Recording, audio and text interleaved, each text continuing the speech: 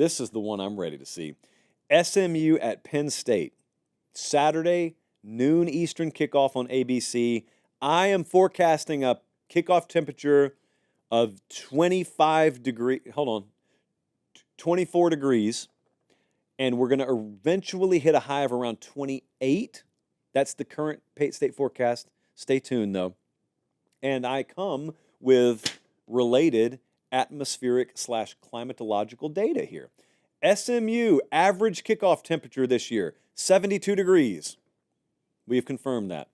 And I am looking at mid-20s at kickoff here. Now, Rhett Lashley says they're not going to be affected by it. I think he's lying. I think they're going to be affected. I think Penn State will be affected. I think everyone will be affected. Because contrary to very, very popular belief in that part of the country, this is not football weather. This is insanity. But we're going to do it anyway. And you have longed for these home playoff games, and now you get them. I hope you're happy. I know you are. This right here is the first game on Saturday. There are 3 games on Saturday. This is the first one. What did we see against Oregon? It's a really important question if you're a Penn State fan. And candidly, if you're in that part of the bracket, it's a really important question. Because I'll tell you what I thought I saw. I saw them lose, but I thought I saw them play the best offensive game they've played all year. Now, it was out of necessity because Oregon kept scoring, so you had to match it. But that's the thing. You did. You did. Jesse, what's the final score of that game? How many did Oregon score? They got in the 45-37. You could have lost 45-17, but you kept pace with them. And what we ended up seeing was 292 on the ground, 518 total. Drew Aller looked really good. So you lost that game. Did you discover something about yourself that could pay dividends in the playoff? I believe you did.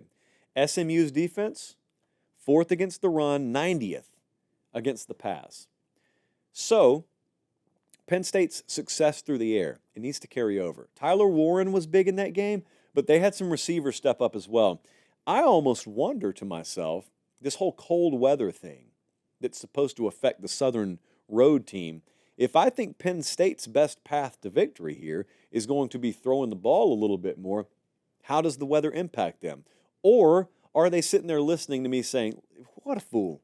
We're going to be able to run the ball successfully on SMU. We'll shorten this game. We'll do it the Penn State way. We'll be fine. Maybe so. But I think you're going to have to throw the ball a little bit more. And I think Drew Aller's pocket mobility is a big key here. So if you've watched him, Penn State's offensive line has done a good job of protecting him, but this is low-key one of the best pressure units they'll face all year.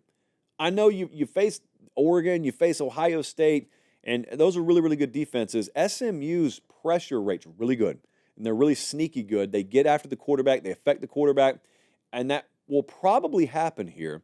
Drew Aller's really good. He's got like a little mini Roethlisberger mechanism about himself of just subtly moving and sliding in the pocket, little yard here, a couple of feet here. Just buy yourself an extra second and a quarter, and that's the difference. In a 17-yard completion, move the sticks versus, oh, great, it's 3rd and 17. No way to quantify how much that's worth over the course of a 4-quarter game. I think it's very invaluable against a defense like this. I'll tell you that. SMU's a fast team. SMU, I think many people's first time watching them may have been against Clemson. I don't think that was the best representation of them this year, although they failed to scale their performance congruent to quality of opponent, which is just a ridiculous, unnecessarily complicated way of saying they didn't play their best when they played against the best. Well, they get another shot against the best. Penn State's a better team than Clemson. Now, they got to play them in their backyard, and they've got to play them in a freezer. So they got that going against them. They're a fast team, though. They're a very fast team. SMU is. They're also 131st in penalty yards per game.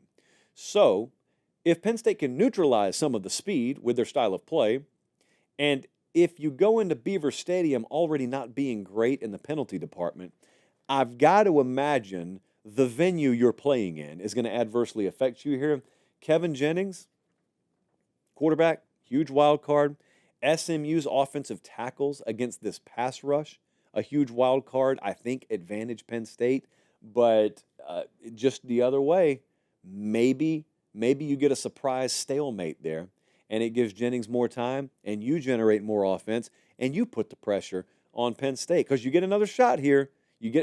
Don't fall victim to thinking, oh, the way it started against Clemson, that's just the way it'll start here. Maybe, maybe not. Let's take a look at what the model thinks.